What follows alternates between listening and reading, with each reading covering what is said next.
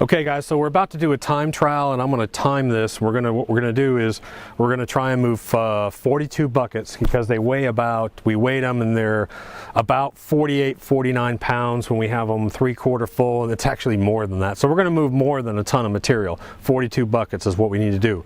We're going to time it. David, why don't you go over and start that pump? We'll get the pump running and we'll see what the unit can do. And again, you'll be able to see that if there's anything missed as far as gold, it's going to be sitting in that bucket. You're going to see huge clay balls running through here, big clay balls. All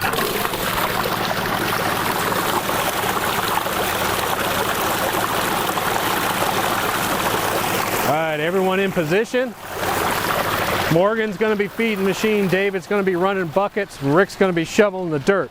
So I got 3 guys that are going to be working on this for me.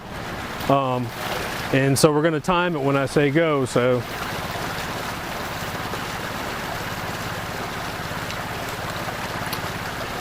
and go ahead.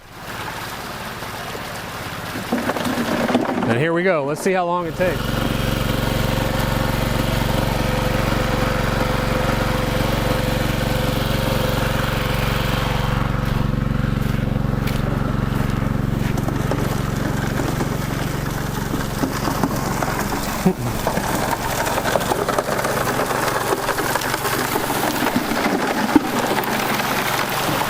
And what I'm going to do, guys, is I'm going to sort of walk around with the camera and let you see the system running. And this is a high-speed run, of course. We're not trying to be real careful. You can slow the feed rate down if you have an area that has a whole bunch of gold. But we want to test the ultimate limit. We want to push the machine, see how far we can go with this. What's the highest capacity we can do? How long, fast run, will it take us to do a ton?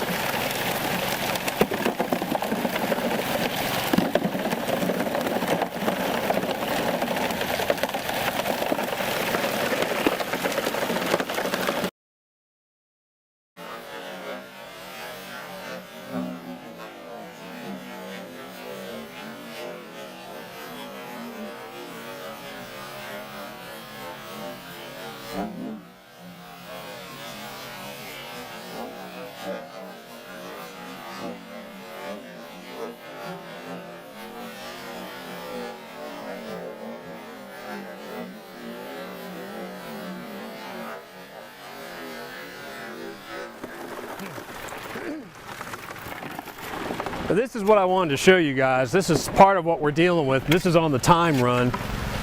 This is clay. And this material, I would say, is close to 50% clay right now. They're digging in an area that's got a ton of clay in it. There's still decent gold in it. There's a lot of gems in it, but you're having to deal with this. And this is, for most people, this is miserable. And I got clay balls that are 10 inches round that we're having to deal with. And what we're doing is we're just hammering it and hammering it and hammering it through this machine. So, you know, how long would it take? This clay stuff is just, thank God we got rubber mats in this thing, that's all I can say.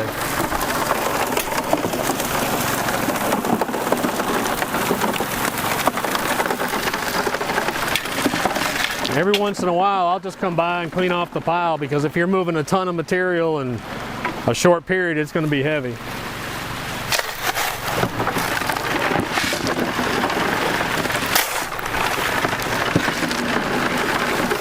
I mean, it's so heavy clay that normally these rocks would be perfectly clean. They're washed and they're clean, but that clay that's coming down with them, turning them gray, it's hard to see rubies and sapphires. So I may have to go back and wash some of this.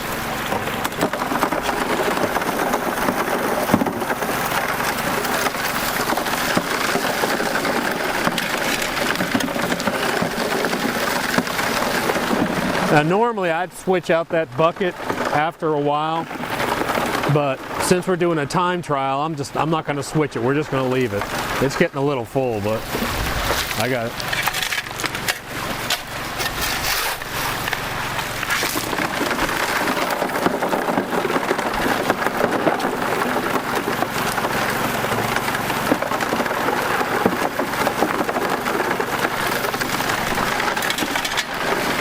We're down to the last bucket here. Morgan's finishing up.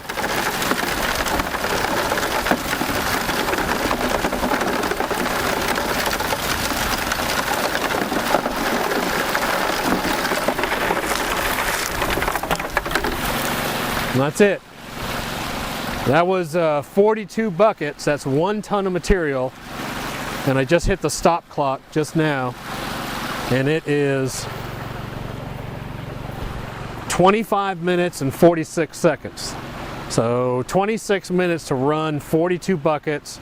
They all weigh about 48 pounds each, but this clay that's even heavier.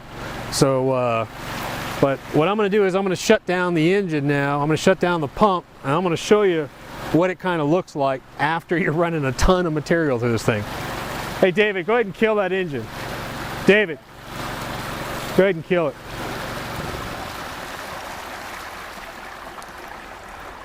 Okay, so now we got a little peace and quiet, and you can see the carnage all around.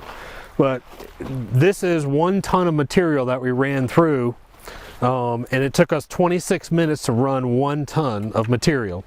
Now, when I say it took 26 minutes to run 1 ton, that's classified to 3/8 of an inch through the machine. So nothing went into the sluice boxes that was larger than 3/8 of an inch.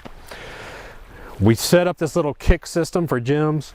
Now we've got, and you can see when I say there's no classifying on this machine, I want you to look at these rocks. I mean, these are boulders that were running through this machine. So we didn't classify it all. We didn't pull out big boulders. We just let them roll through. And you can see down here, I'm going to show you maybe a little close-up. You can see down here that everything down here is going to be large stones, and it's going to be these stupid clay balls that we're having to deal with. This thing is just packed with clay today. They hit a big clay pocket, I guess, but there's a lot of river rocks in here, so we're working it.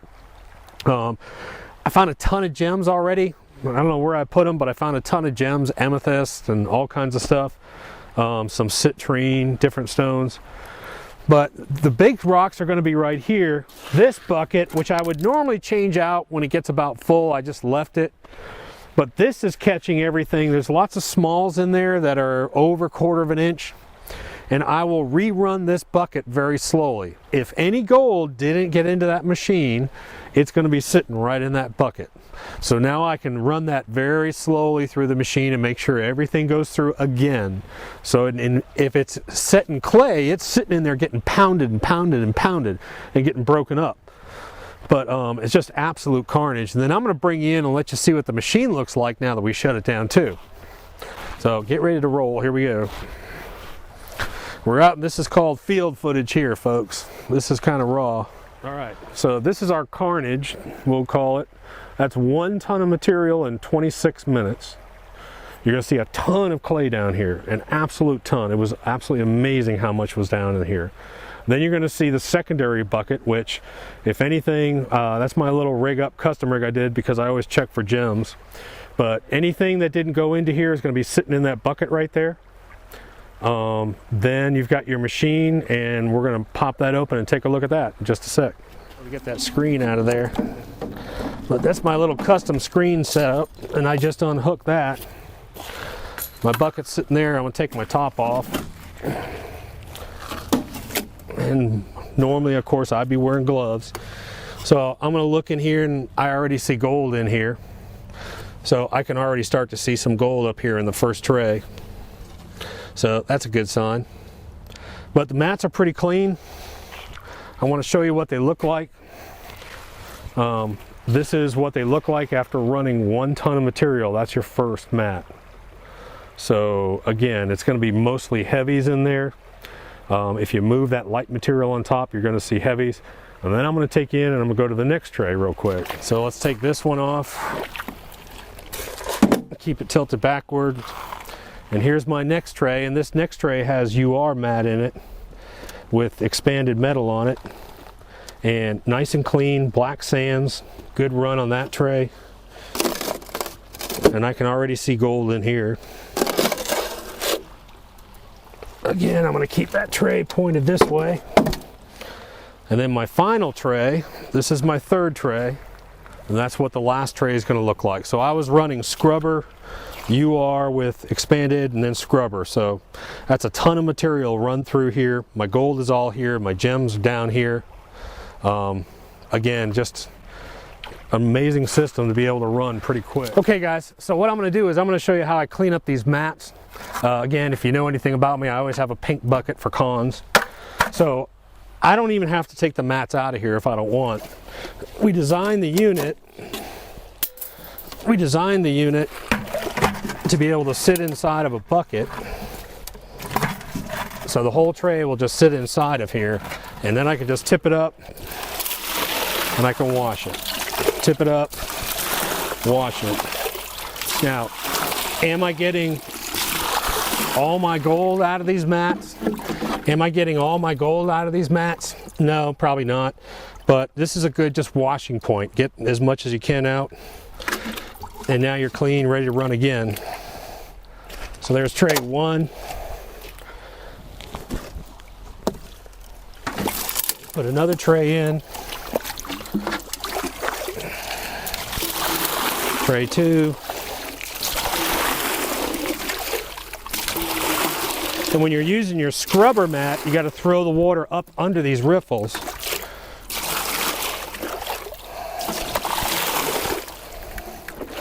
So that's good enough for a clean out for me. Tip it on its side a little bit. And now I'm going to take my last tray, pull it out, and it has a discharge port on the end. So that's important to remember. So this is my last tray, my bottom tray, and it has a discharge port on the end, but I'm running scrubber in it too.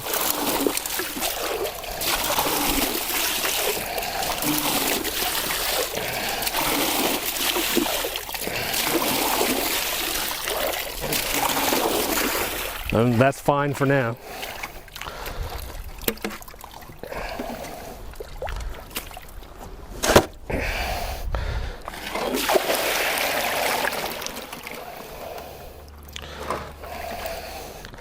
And so here we are running, that was 1 ton of material, and there's my cons out of the mats. So today I'm guessing I've worked this area well enough. I've worked this area well enough to know that there's moderate gold here. It's not a real heavy gold. You'll get a lot of gems and you'll get moderate gold, I would say. It depends on the day. Some days are better than others. Some days I'll get really good gold. Some days I'm not getting much at all. And it's because they actually dig in the ground here, just like a normal mine would. They're out there digging in certain points. And you're going to hit gold areas and non-gold areas. And so that's the dirt we're running. So we'll check this out. And I think the next thing we're going to do is probably going to set up and do a little dredging real quick and see how that works in dredging and high bank combo.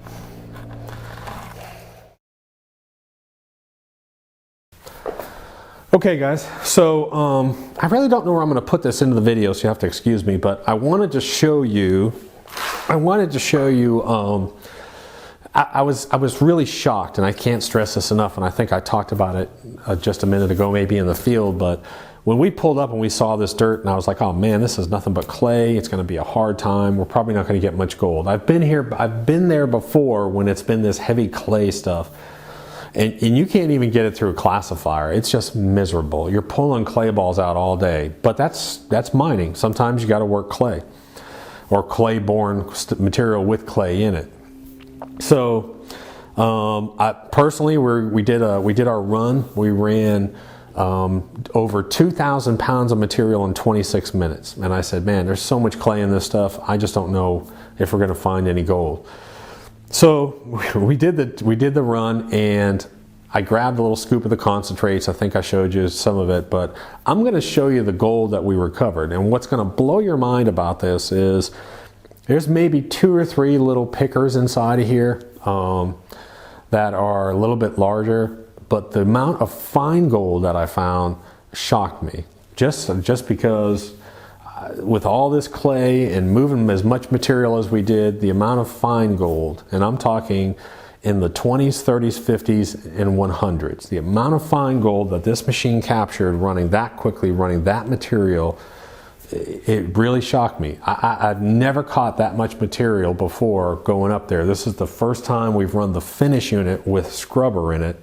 And if you have clay material, you're going to want to run the scrubber. But we ran it scrubber, scrubber. And man, I got to tell you, I'm about to show you some concentrates. And I think if you're not impressed, I don't know what else to say. Okay guys, so this is the material that we ran through the 25-minute run. And we did not run the end part of it again. So this is just what we ran. This is 1 ton of material. These are the concentrates. I brought it home. I ran it through the gold cube. This is what I've got left. I've got about 3/4 of a cup of black sand and gold. And when I started looking at these concentrates, I kind of flipped out a little bit. So I'm just going to knock this down, and I'm not going to try and get all the gold here to show you. I just want to show you some of it. But you're probably starting to see some of this, and I want to make sure we're not glaring out here. But I'm going to zoom in a little bit, so have patience with me. But this is what I wanted to show you right here. I wanted to show you some of this stuff starting to show up right here. All these little finds, wire gold. There's a bunch of wire gold in here. But there are literally hundreds of pieces of gold in here, and they're small. There were 2 pickers in here that we found, and one of them I call the bow tie. I think it just blew it out of here. I've got a bunch of suds in here because I've got jet dry, plus I think I put a little soap in here, to be honest, just because I couldn't find my jet dry just now. But there's a piece in here that I call the bow tie. That's pretty cool. And you know, the big stuff, there are, like I said, there are about 2 or 3 pickers in here. And then the rest of it's like the -20, -30, -50, and -100s. And I'm going to try and get some of this for you on camera so you can see it. But this is what I wanted to show you. I mean, there's a piece of minus 50 at least. And there's all kinds of fine gold all up in here. This is that little bow tie piece I was talking about. It's like a piece of strip gold that's folded up on itself, and it actually creates a little, almost like a bow tie. It's really cool. But there's all kinds of little fine gold in here. And this is what amazed me in this unit, is that we went up there and we're finding all this little gold up in here. There's just hundreds of pieces of minus 30, minus 50s. There's 20s in here, and there's 100s. But there's a little minus 100 there. 50 right next to it. 30, 20s, all in here. Let's see. Let's see if we get by the bubbles here. Here's what I want you to see. I want you to look at all that gold up in here. That's amazing. This is what shocked me. I went back up to the cabin and talked to them up there, and I said, you know what? In all the years I've been coming here, I have never seen that much gold. I have never seen that much gold. And I was literally shocked when I went, and we did this is 26 minutes up in that area. 26 minutes, and I'm looking at gold just all over this pan. Just all over it. There's gold all over this thing. See if I can pull some of this over. Widen out here a bit.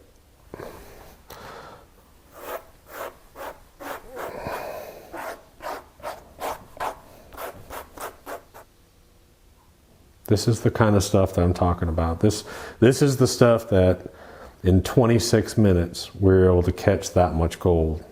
And there's still more back up in here. But we were able to catch that much gold, running that fast, running that clay material. That was amazing.